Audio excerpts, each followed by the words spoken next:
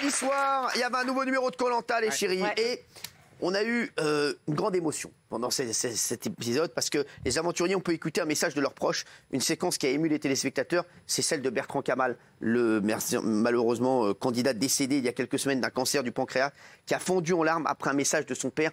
Il était très proche et quand il était sur l'aventure, ça a été un gros moment ça dans Koh-Lanta. Koh-Lanta, c'est vraiment, ça bouge pas au niveau audio. Ah, ça cartonne, autour de 5 millions de téléspectateurs. Ouais. On pensait qu'elle allait peut-être avoir un effet après le décès de Bertrand Kamal, que les gens allaient peut-être plus aller sur le programme. Et, non, mais c'est déjà énorme. Mais c'est déjà énorme, ils sont très bien. Plein, ils étaient un peu touche-touche avec France 2, mais ça reste leader chaque semaine. Ça reste leader, c'est vrai, et c'était un carton. Et moi, j'ai une grosse pensée pour la famille de Bertrand Kamal. Ses parents que j'ai vus dans le portrait de Bertrand Kamal, qui ont l'air d'une gentillesse. Et son papa, voilà, c'est un sportif énorme. Voilà, je lui fais de gros bisous. Oui. Et le hasard a fait que j'étais à Dijon le week-end dernier, d'où était originaire Bertrand Kamal.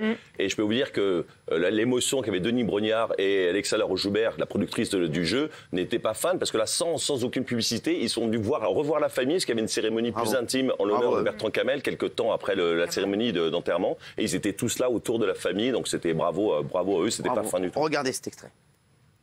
Mon fils d'amour, j'espère que tu vas bien, que tu ailles le plus loin possible dans cette aventure. Je te souhaite la réussite, mon fils.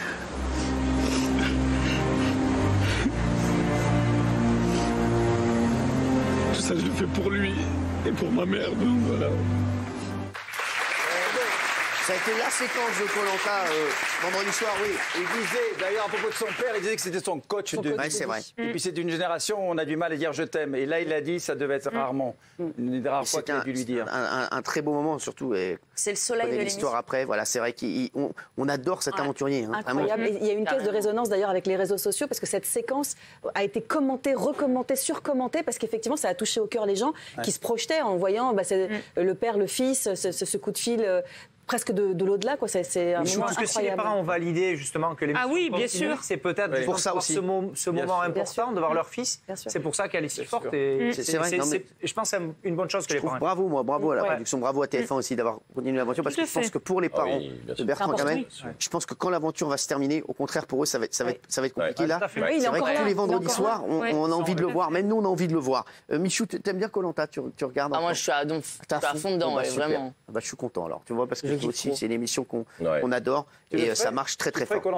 Koh-Lanta, mais ça serait un délire. Hein. Mais non.